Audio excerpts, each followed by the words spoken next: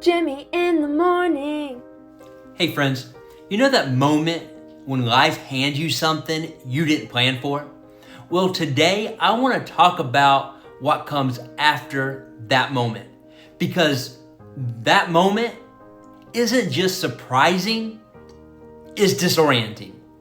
You had a plan, you had expectations, you had a picture in your head of how things were supposed to go. And then they didn't. And that's usually where the real pain lives. Not just in what happened, but in the loss of the future you are already living in your imagination. Because, well, here's the thing. Most of us don't suffer because God disappeared. We suffer because our assumptions collapsed. We thought the relationship would last. We thought that job was secure. We thought the diagnosis would come back clean.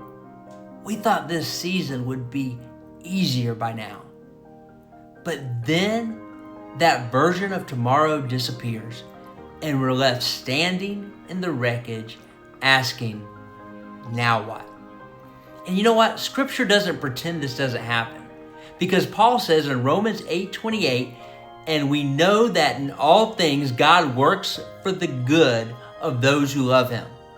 Now, notice what it doesn't say.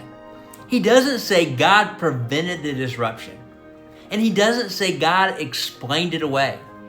He says God works in it, which means faith sometimes isn't trusting God to fix the plan. It's trusting God when the plan falls apart.